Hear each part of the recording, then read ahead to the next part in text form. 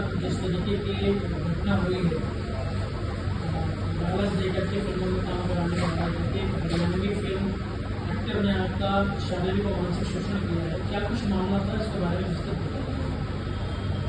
मैं हरियाणवी कलाकार हूँ और जिसके खिलाफ मैं कंप्लेन कर रही हूँ वो अख्तर कुमार है और यूपी के रहने वाले हैं वो, और मैं उनके खिलाफ कंप्लेन कर रही हूँ। और उनके साथ में मैंने 5 साल काम किया है, कंटिन्यू में उनके साथ में रही हूँ।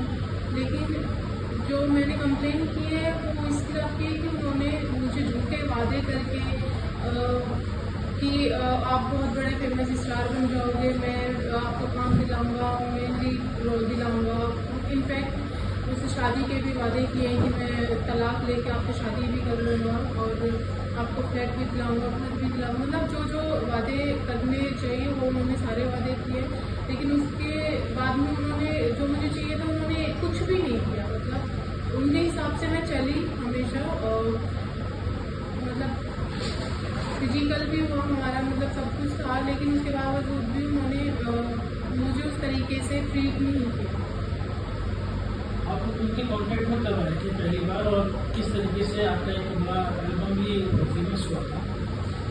मैं उनके कॉन्टैक्ट में अगस्त 2020 में आई थी। उसके बाद में उनके मैनेजर का मेरे पास में कॉल आया था, जो सॉन्ग मतलब बहुत फेमस है राजीव ओझा, उस सॉन्ग के लिए मुझे कॉल आया था।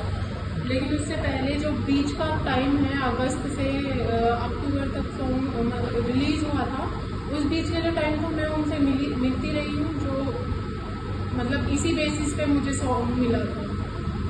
ये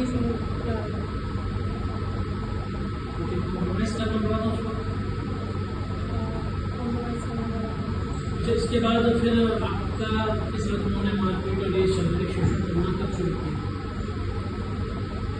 ये आप कह सकते हैं राजीव ओझा के बाद में काफ़ी समय तक मतलब लड़ाइयाँ भी चलती रही, काम भी हुआ, लड़ाई भी चलती रही, काम भी हुआ।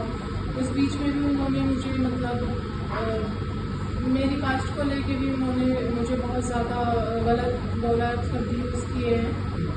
और ना ही तो उन्होंने मुझे कोई काम दिया है और ना ही उन्होंने मुझे आगे बढ़ने दिया है। इनफैक्ट मुझे उन्होंने कहीं पे भी काम नहीं करने दिया है, क्योंकि ये तो प्रूफ आप देख ही सकते हैं कि उसके बाद में मैंने कोई काम नहीं किया। जो काम किया उनके साथ में किया, उन्होंने अपने साथ में भी नहीं करने दिया और बाहर भी नहीं करने दिया। उत्तर कुमार की क्या प्रोफाइल है हरियाणवी फिल्म इंडस्ट्री में या फिर इस तरीके की फिल्म इंडस्ट्री में? कि मैं फिल्म चलाती हूँ तो आपको अपने साथ जो जुड़ी जगह में काम की जुड़ी हुई है, क्या इस तरह की घटनाएं और लड़कियों के साथ में हुई? बहुत हुई है, बहुत लड़कियों के साथ में हुई है। अक्सर ये कहते हैं कि जैसा दिखता है वैसा कुछ होता नहीं है, तो ऐसा ही है। जैसे हम लोग उन्हें देखते हैं ना एक आदर्श बेटे के साथ में, एक आदर्श मूवी में देखते हैं, बहुत अच्छे से वो डायरेक्ट करते हैं, वो ऐसा कुछ भी नहीं है। वो चाहे 15 साल की लड़की हो या 35 साल की लड़की हो, वो उन्हें उनके साथ में सभी के साथ में कॉम्प्रोमाइज़ करते हैं, हर किसी के साथ में। बस ये है कोई लड़की आगे बढ़ सकती है, बढ़ना चाहती है और कोई नहीं बोल पाती।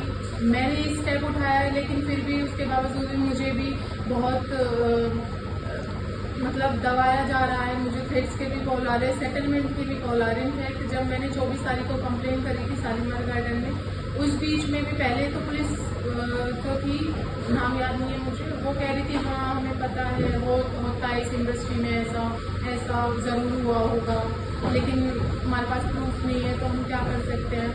लेकिन फिर कुछ समय बाद में, आधे एक घंटे बाद में, मुझे नहीं पता उनकी किससे बात हुई, आधे एक घंटे बाद में वो पुलिस वाले मुझसे कह रहे हैं कि अगर हम आपका सेटलमेंट कराएं तो आप सेटलमेंट कर लोगी, मतलब 15-20 लाख रुपए हम आपको दें तो आप मान लोगी, या 2-3 मूवी दिलवाएं मैन रोल में उत्तर जी के साथ में, आप कर लोगी। तो ये चीज़ें मुझे पहले इतना प्रेशर किया गया, मुझे पुलिस वालों ने बोला मैंने ये कंप्लेन दी थी शालीमार गार्डन पुलिस थाने में।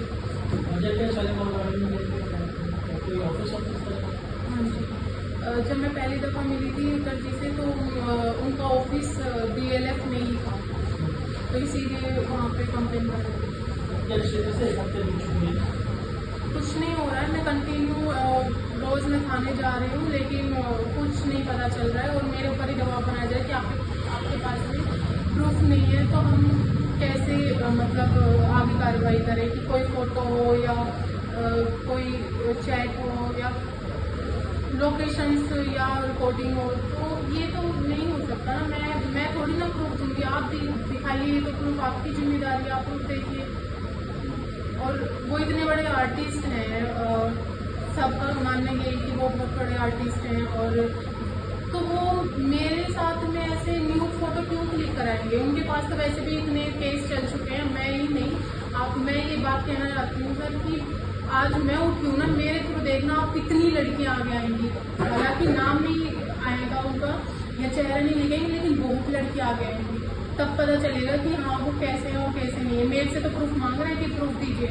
अरे जब जिस इंसान ने ऐसा कर चुका है पहले, उन लड़कियों को सेटलमेंट करवा दिया है 2-3-4 लाख रुपए देके, तो वो तो पहले ही मतलब सुधर जाएगा ना कि मैं ऐसी चीजें ना करूँगी, आगे चल के मेरी फांसी का बंदा बन जाए। वो मेरे साथ में फोटो क्लिक कराएंगे। हाँ, उनके लिए मैं कहना चाह रही हूँ कि मेरे से बड़ी बहनें भी हैं, मेरे से छोटी बहनें भी हैं। आज मैंने ये स्टेप उठाया क्योंकि मैं चाह रही थी उसके खिलाफ कि लोगों को पता चले वो कैसा है, लेकिन जो कोई भी लड़की है वो आए और बताए कि वो कैसा है। हालांकि उसका नाम भी रिवील नहीं होगा, उसकी आइडेंटिटी कुछ नहीं किसी को पता चलेगा, लेकिन आए और बताए कि उसने किसके साथ में कैसा किया है, और सपोर्ट करना बहुत जरूरी है उन लड़कियों के लिए। अच्छा, अगर पुलिस कार्रवाई नहीं करती तो क्या अगला रास्ता क्या करेंगे? क्या महिला आयोग तो मीडिया है, मीडिया सबको इंसाफ दिलाती है। अगर पुलिस वाले या कोई साथ नहीं देता तो मीडिया है सबसे अच्छे, जो हर किसी को इंसाफ दिलाती है, और इसीलिए मैं आज मीडिया के सामने आई हूँ।